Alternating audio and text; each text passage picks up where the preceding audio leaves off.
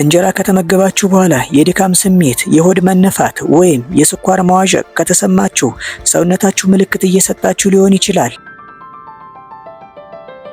እንጀራ መብላትህን አሁኑን አቁም። ሰላም ውድ የቻናላችን ተከታታዮች፣ እንኳን ወደ ኢንፎ መረጃ ቲዩብ በሰላም መጣችሁ። እኔ ኬቢ ነኝ። ዛሬ የምንወያየው ርዕስ ምናልባት ብዙዎቻችሁን ሊያስገርም ትንሽ ሊያናድድ ይችላል። ምክንያቱም የምንነጋገረው ስለ ባህላችንና የየዕለት ምግባችን ዋልታና ማገር ስለሆነው ስለ እንጀራ ነው። እንጀራ መብላትህን አቁም የሚል ጠንከር ያለ ሐሳብ ያንጸባርቃል። ግን እዚህ ላይ ላረጋጋችሁ የምፈልገው ዓላማችን እንጀራ ሙሉ በሙሉ ማጥፋት ወይም መኮነን አይደለም። ይልቁንስ ከጤና አንጻር ከመጠን በላይ እንጀራን የመመገብን ተጽዕኖ መመርመርና አማራጮችን ማሳየት ነው።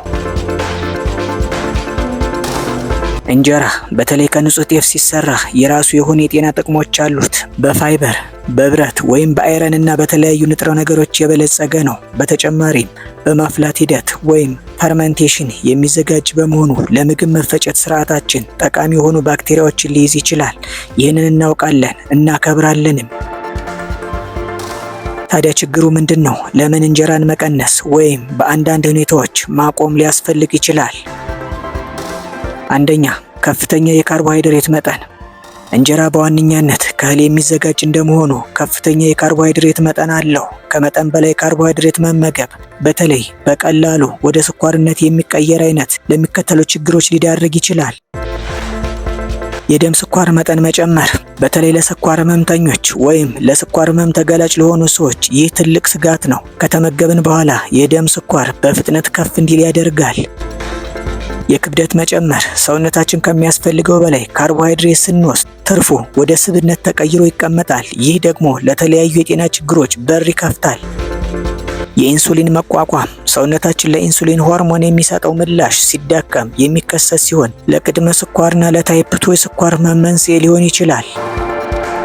ሁለተኛ፣ የአመጋገብ መጠን።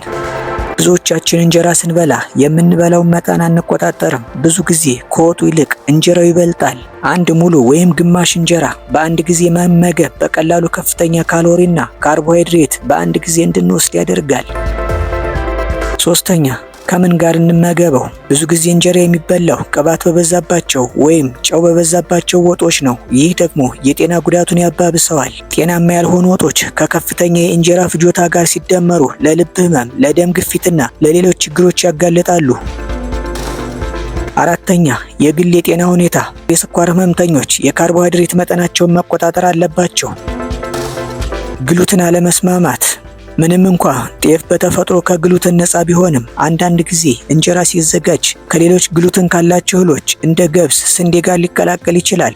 ወይም ደግሞ አንዳንድ ሰዎች ለጤፍ ራሱ አለርጂክ ወይም አለመስማማት ሊኖራቸው ይችላል። ይህ ግን ብዙም የተለመደ አይደለም። የአንጀት ችግሮች፣ አንዳንዶች ከፍተኛ የፋይበር መጠን ወይም የእርሾ ሂደት የሆድ መነፋት ወይም ሌሎች የምግብ አለመስማማት ችግሮች ሊፈጥርባቸው ይችላል። እሺ፣ መፍትሄው ምንድን ነው? እንጀራ ሙሉ በሙሉ ማቆም አለብን ማለት ነው? ኖ፣ የግድ አይደለም። ዋናው ነገር ማስተዋልና ማስተካከል ነው። የምትመገቡትን የእንጀራ መጠን ቀስ በቀስ እየቀነሱ መምጣት ለተሻለ ጤንነት አስፈላጊ ነው። ወጡን ማብዛት፣ ከእንጀራው ይልቅ በአትክልት፣ በጥራጥሬና በስጋ ወይም አሳ በተሰሩ ጤናማ ወጦች ላይ አተኩሩ። የአመጋገብ ድግግሞሽን መቀነስ፣ በቀን 3 የእንጀራ መመገብን አስቡበት። በሳምንት ለተወሰኑ ቀናት ወይም በቀን ለአንድ ጊዜ ብቻ ልትወስኑ ትችላላችሁ። አማራጮችን መሞከር፣ ከሌሎች ጤናማ እህሎች እንደ ገብስ፣ ማሽላ፣ ዳጉሳ የተሰሩ እንጀራዎችን መሞከር፣ ከጤፍ ጋር ተቀላቅለው ወይም ለብቻቸው። እነዚህ የተለየ አመጋገብ መገለጫ ሊኖራቸው ይችላል። ሌሎች ጤናማ የካርቦሃይድሬት ምንጮችን መጠቀም፣ ቡኒ ሩዝ፣ ኪኒዊ፣ አጃ፣ ስኳር ድንች፣ ሙሉ የእህል ዳቦ፣ ንጹህ ጤፍ መጠቀም። በተቻለ መጠን ከሌሎች እህሎች ጋር ያልተቀላቀለ ንጹህ የጤፍ እንጀራ መሆኑን አረጋግጡ። ሰውነትዎን ያዳምጡ። እንጀራ ከተመገባችሁ በኋላ የድካም ስሜት፣ የሆድ መነፋት ወይም የስኳር መዋዠቅ ከተሰማችሁ ሰውነታችሁ ምልክት እየሰጣችሁ ሊሆን ይችላል። አስቡበት።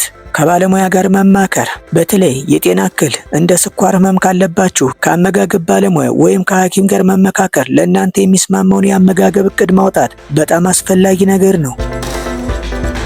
እንጀራ የባህላችንና የማንነታችን አካል ነው። ዓላማችን ይህንን ማጥፋት ሳይሆን ጤናችንን በዘላቂነት ለመጠበቅ የምንወስደውን መጠንና መንገድ ማስተዋል ነው። እንጀራ መብላትን አቁም የሚለው ሐሳብ ምናልባት ጠንካራ ቢመስልም ዋናው መልእክቱ ግን እንጀራን እንዴትና ምን ያህል እንደምንበላ እንመርምር፣ እናስተካክል የሚል ነው። ጤናማ የአኗኗር ዘይቤ የአንድን ምግብ አይነት ሙሉ ለሙሉ ማጥፋት ብቻ ሳይሆን ሚዛናዊነትና ማስተዋልን ይጠይቃል።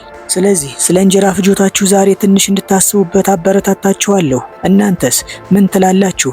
የእናንተ ተሞክሮ ምንድን ነው? እንጀራን ለመቀነስ ወይም በአማራጭ ለመተካት ሞክራችሁ ታውቃላችሁ? ሐሳባችሁና ተሞክራችሁን ከታች በኮሜንት መስጫው ላይ አካፍሉን። ይህ ቪዲዮ ጠቃሚ ሆኖ ካገኛችሁት ላይክ፣ ሼር፣ ሰብስክራይብ በማድረግ ድጋፋችሁን አሳዩን። ለሌሎችም እንዲደርስ በማድረግ የበኩላችሁን ተወጡ። ስለተከታተላችሁን ከልብ እናመሰግናለን። በሌላ ጤና ነክና አስተማሪ ቪዲዮ በቅርቡ እስክንገናኝ ድረስ ጤናችሁን ጠብቁ።